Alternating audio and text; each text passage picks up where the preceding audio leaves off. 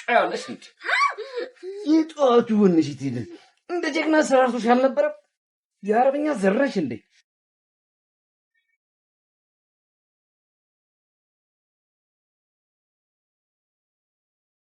ማንንም ብለህ ነው የምታስበው? ማን ስለሆንክ ነው እናቴን አግተህ የምታሰቃያት? ብሌን ተረጋጊ እንጂ ቁጭ ብለን እናውራ። አልረጋጋም። ንገረኝ፣ ምን አባ ፈልገህ ነው እናቴን አገትካት? ስለምትይው ነገር ምንም አውቀው ነገር የለም። ስሜን እያጠፋሽ ነው። ትሰሚያለሽ? ምንም ለማታመጪ ነገር ዝም ብለሽ አትንጣጪ። እሺ?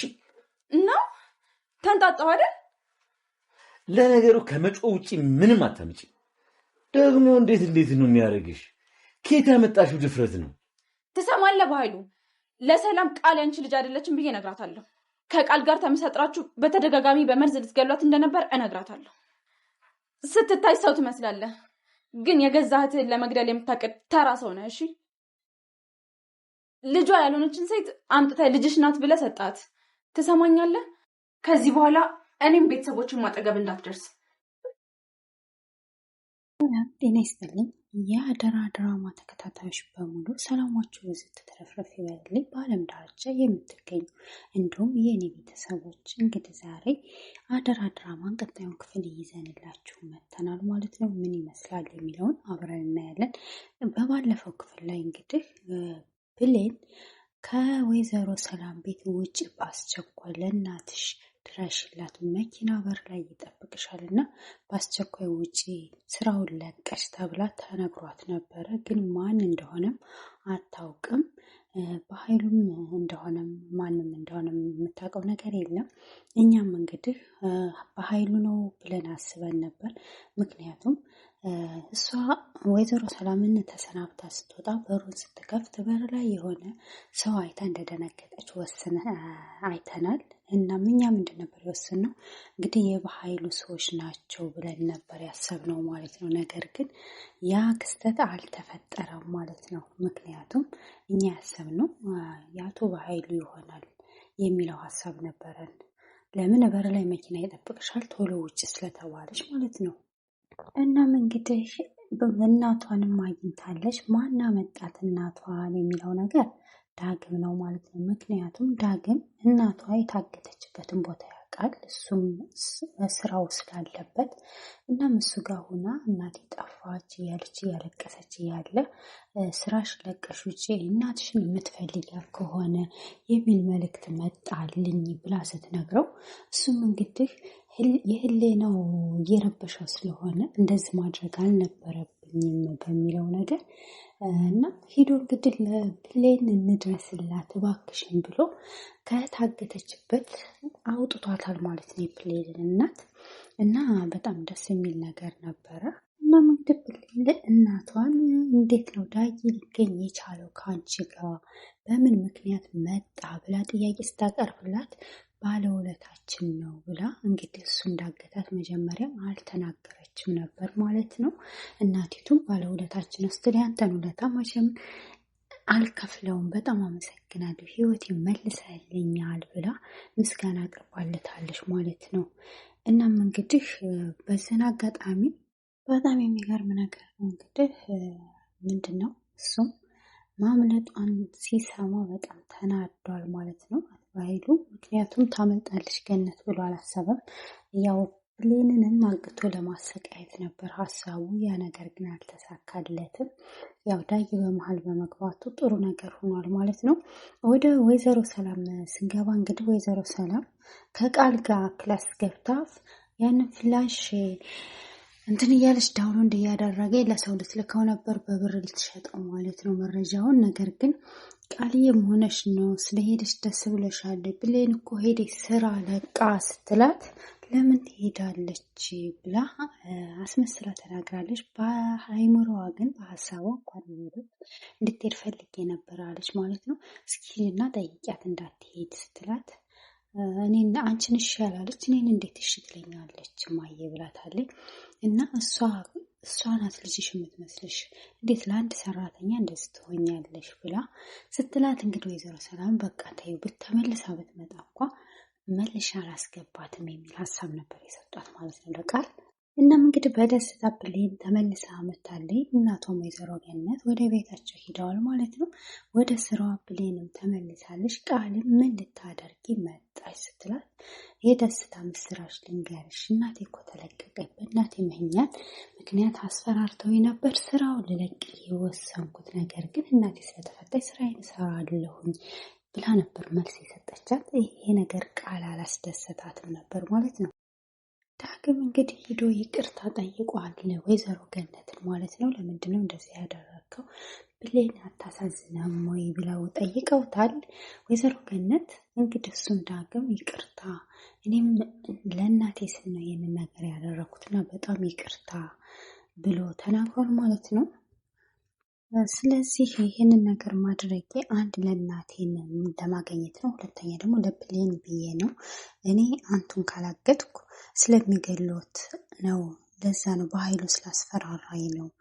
እናም ደግሞ ብሌን አንቱ ከሞትኩ በህይወት መኖር ስለማትችል ይህንን ያደረግኩት በህይወት እንድትቆዩ ብዬ ነው። እባክዎን ይቅር በሉኝ፣ ብሌን ምንም ነገር እንድትሰማ አልፈልግም የሚል ነበረ ልመናው።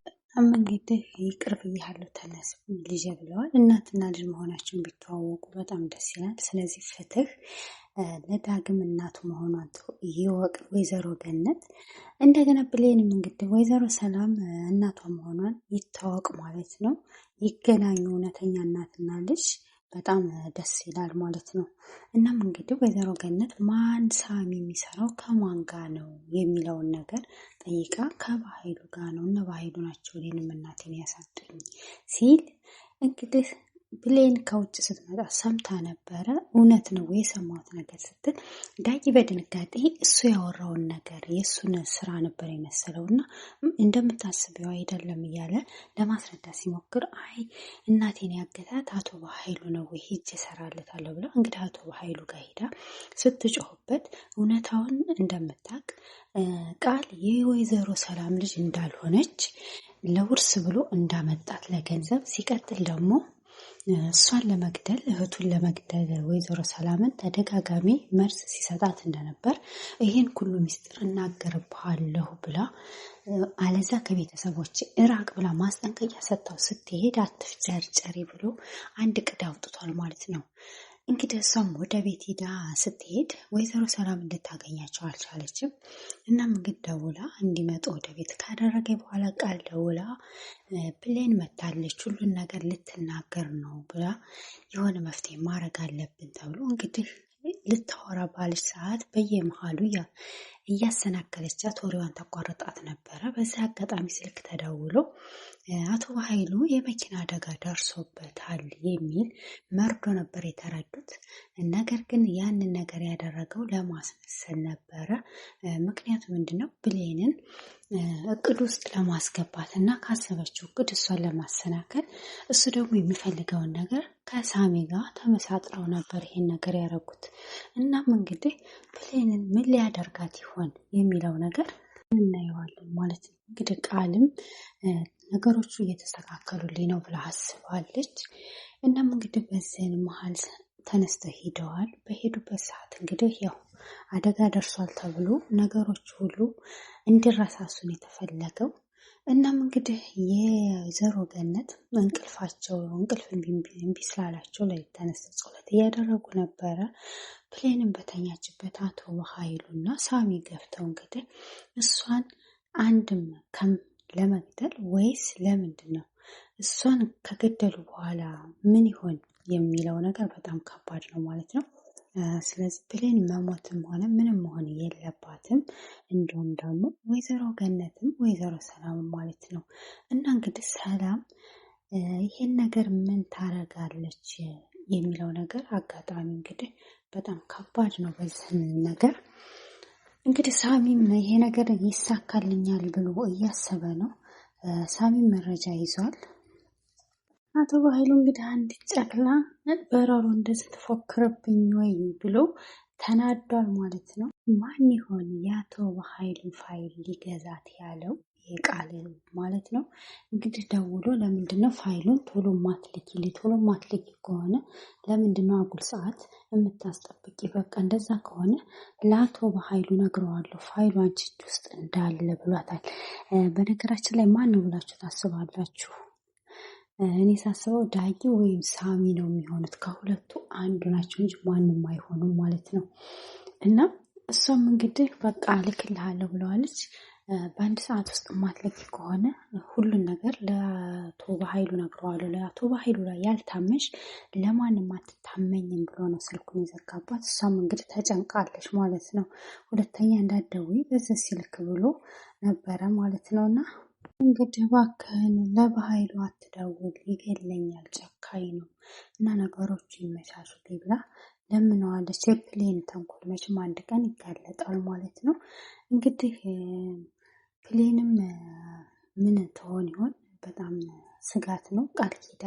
ቃልም እንግዲህ የምታደርገው ነገር ከባድ ነው ማለት ነው። ተንኮሏ ግን ፕሌን አለ ስራዋ ሁሉን ነገር ወንጀሉ ፈተናዋ በዛባት ማለት ነው። አቶ በኃይሉ እውነት ይገላታል ወይስ ሰው መጥቶ ያድናታል የሚለውን በቀጣይ ክፍል እናየዋለን። ሁላችሁንም እወዳችኋለሁ፣ አከብራችኋለሁ። በያላችሁበት ሰላማችሁ ብዙ ተረፍረፍ ይበልልኝ። እንግዲህ ቻናሉን ላይክ፣ ሰብስክራይብ፣ ሸር እያደረጋችሁ ቤተሰብ ሁኑ። ቤተሰብ ያልሆናችሁ ግዴታ አይደለም፣ ለማስታወስ ያህል ነው። ባይ ባይ።